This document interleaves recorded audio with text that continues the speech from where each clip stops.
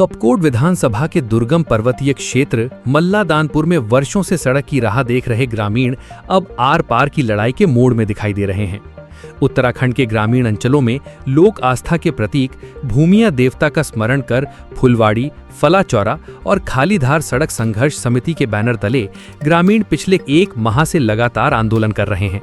उनकी मांग है कि क्षेत्र के लिए प्रस्तावित लगभग 8 किलोमीटर मोटर मार्ग का निर्माण तत्काल शुरू किया जाए। इस जन आंदोलन का नेतृत्व सेना से सेवानिवृत्त सूबेदार कैप्टन रतन सिंह दानू कर रहे हैं। आंदोलन को क्षेत्र के पूर्व अध्यापकों, सामाजिक कार्यकर्ताओं और भाजपा के पूर्व विधायक शेर सिंह गढ़िया का भी खुला समर्थन प्राप्त है। आंदोलन स्थल पर जुटे ग्रामीणों का कहना है कि मल्लादानपुर के लोग सड़क जैसी मूलभूत सुविधा से वंचित हैं, जबकि जनप्रतिनिधियों ने केवल आश्वासन देने का काम किया है। मीडिया से बातचीत करते हुए आंदोलनकारियों और भाजपा के स्थानीय स्तर के सक्रिय नेताओं ने वर्तमान विधायक पर क्षेत्र की उपेक्षा का आरोप लगाया। उनका कहना है कि मल्लादानपुर के ग्रामीणों की समस्याओं को गंभीरता से नहीं लिया गया, जिसके कारण लोगों में भारी नाराजगी है। तो 13 जुलाई से हम लोगों ने अपने बाहों में फीता बांध के, काला फीता बांध के विरोध किया था। भारत में ही नहीं, विदेश में भी इसका विरोध किया था, क्योंकि हमारे गाँव के लोग बाहर देशों में भी रहते हैं। उसके बाद दूसरे चरण में हम लोगों ने अपने अपने घरों में उपवास रख के सरकार को चेताया था कि इनको सद्बुद्धि मिलेगी। उसके बाद भी इन्होंने चेतने का प्रयास नहीं किया। लगभग आज 25वां दिन हमारा सांकेतिक कार्मिक अनशन जारी है इस धरना स्थल पर। तो आज तक हमने कई बार माननीय मुख्यमंत्री जी को, क्षेत्रीय विधायक को और केंद्रीय भारत सरकार में केंद्रीय राज्य सड़क मंत्री माननीय अजय टमटा जी को, सभी लोगों से हमने नम्र निवेदन भी किया, गुहार भी लगाई। और अभी तक यहाँ की जो फुलवाड़ी, खालीधार, थलीधार, शापुली, गाड़ा खड़े, गुठन, तमाम जो तोके हैं, अभी भी कोई शुद्ध नहीं ली गई। यहाँ की पीड़ा को समझने का प्रयास नहीं किया गया, क्योंकि अभी फाइल कभी नोडल से क्वेरी लगा के कभी वापस कपकोट को आ रहे हैं, कभी नोडल को जा रहे हैं। तो एक प्रकार का जो ड्रामा है, इन लोगों को समझना चाहिए कि कब तक जनता अपने हक की लड़ाई के लिए अपने आजाद भारत में, हम कोई भीख नहीं मांग रहे हैं सरकार से। तो आज से 60 साल पहले पीछे है, ये 60 साल पीछे से ले है। ये तो नॉर्मल चीजें हैं। रोड तो नॉर्मल चीजें हैं। हमारे तो और अलग नियम बना रखे हैं हम लोगों ने, तो उनको मैं यहाँ पर आप उजागर नहीं करूंगा। ये रोड का पहला मिशन हमारा ये है कि इस गांव को रोड दिया जाए यथाशीघ्र। अगर रोड नहीं दे सकती है गवर्नमेंट, तो ना बोले, या तो नॉट सेंक्शन करे या सेंक्शन करे यथाशीघ्र, इलेक्शन से पहले। उसके बाद हमारा जो रोल होगा वो अलग होगा। वो रोल हमारा फिर एक्टिव रोल में होगा, हमारा ऑफेंसिव रोल में होगा। ऑफेंसिव रोल में चलेंगे हम लोग। अभी तो डिफेंसिव में हम लोग सरकार की भी इज्जत कर रहे हैं, पब्लिक की भी इज्जत कर रहे हैं। अगर और जहाँ तक सवाल है सड़क का, ये सड़क जो है की लड़ाई और इसकी मांग, इसकी डिमांड जो है 20 वर्ष से जारी है। पर जब हमारी नहीं सुनी गई किसी भी लेवल पर, किसी भी स्तर पर, तो आज मजबूर होकर के हम 23 जुलाई से जो है यहाँ पर आंदोलनरत हैं।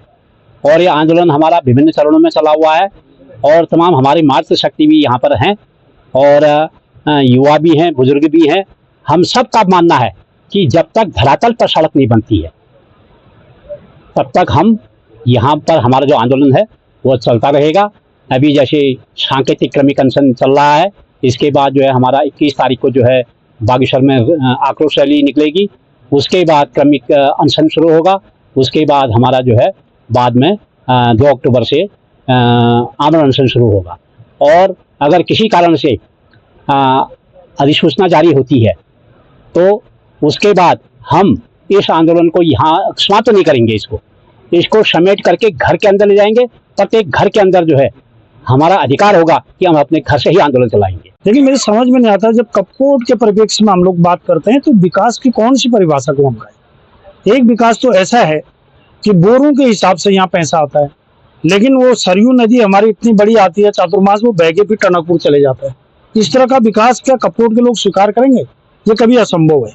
और दूसरी बात यह है कि हम लोग जब आज हम लोग दुनिया में कहाँ कहाँ मतलब डेवलपमेंट की गाथा पूरे दुनिया के अंदर हो गई, कपकोट विधानसभा के अंदर आप लोगों की जानकारी में होना चाहिए, इस प्रदेश का सबसे बड़ा व्यक्ति और इस देश का सबसे बड़ा व्यक्ति, यहाँ का जो पूर्व मुख्यमंत्री हैं, ये आदरणीय कोश्यारी जी का क्षेत्र था, उनकी भी जिम्मेदारी बनती है भाई, वो भी यहाँ के विधायक रहे हैं, उनको विचार करना चाहिए कि आज भी कपकोट विधानसभा के अंदर सड़क नहीं आई है तो उसके लिए मैं भी जिम्मेदार हूँ भाई। इस प्रकार से अगर पूरे क्षेत्र में कोई भी व्यक्ति विधायक के रूप में यहाँ रहा है तो उसके कार्य की समीक्षा होनी चाहिए, चाहे कोई भी व्यक्ति हो, कार्य की समीक्षा होनी चाहिए और जनता को निर्णय करना चाहिए। जिस तरह से अमेरिका में चौराहे पे सड़क डिबेट होती है और डिबेट के बाद जो व्यक्ति डिबेट में फेल हो जाता है उसको चुनाव में जनता फेल कर देती है। इस प्रकार की पद्धति जो है लोकतंत्र के अंदर, भारत के अंदर भी आनी चाहिए, तब जाकर के हमारा विकास हमारे कदमों में आएगा। ये एक नई नीति मैं आप सबको बताऊंगा। लेकिन मैं आप सबका बहुत धन्यवाद करता हूँ, विशेष रूप से मैं इस आंदोलन से बहुत सारी चीजों को सीख रहा हूँ। मैं सबसे पहले आपके चैनल में आने के लिए आपका स्वागत करती हूँ और हम ये कह रहे हैं कि आप 25 दिन हो गए, आज तक हमको कोई भी आश्वासन नहीं दिया है सरकार ने, और हमको जल्दी से जल्दी मुख्यमंत्री जो भी हैं हमको सड़क चाहिए। हम अपने बाल बच्चों को छोड़ के यहाँ बैठे हैं, अपने गाय भैंसों को छोड़ के यहाँ बैठे हैं, इतना पैदल चल चल के हम यहाँ आ रहे हैं। और सरकार से हमारा पुनः निवेदन है कि जल्दी से जल्दी सड़क का निवेदन करें। बस सरकार से हमारी यही अपील है। न यहाँ सड़क है, न यहाँ नेटवर्क है, हमारे बच्चे घर में आने के लिए तैयारी नहीं है। अब हम करें तो क्या करें अपने बच्चों के लिए? हमारे बच्चे ऑनलाइन पढ़ते हैं, वो पढ़ते हैं, कहाँ से भेजेंगे काम, कहाँ से करेंगे? अब बड़े क्लास में चले गए तो सब चीज़ चाहिए, गाड़ी भी चाहिए, नेटवर्क भी चाहिए। न हमारे नेटवर्क ही है, न हमारे लिए गाड़ी है, न कुछ है, न कुछ है। नाम बताइए। मेरा नाम राधा दाना। में बैठे हैं, महीना भर हो गया है, बहुत भयंकर है। क्यों नहीं होगा? रोड नहीं है, कुछ नहीं है, राशन पानी यहाँ से ले जाना पड़ता है, नीचे ऊपर अप डाउन नहीं जा सकते हैं, बच्चे कोई घर में आने की तैयार नहीं है। हम बीमार होते हैं तो हमको नीचे ऊपर कौन ले जाएगा? कहाँ से? कोई 2 आदमी घर में नहीं रहते हैं, जब अकेले रात में तबीयत खराब होती है उस समय हमारा शासन प्रशासन कहाँ है? कहाँ हमारी गाड़ी है? कहाँ हमारे हॉस्पिटल है? कहाँ हमारी कुछ है? हमको कौन देखेगा? गांव में हम मरे गए, तब से हम गाड़ी रोड के लिए लगे हैं। जब तक रोड नहीं आएंगे तो हम यहाँ बैठे रहेंगे, कहीं नहीं जाएंगे यहाँ से। नाम बताइए। मेरा नाम तारा देवी।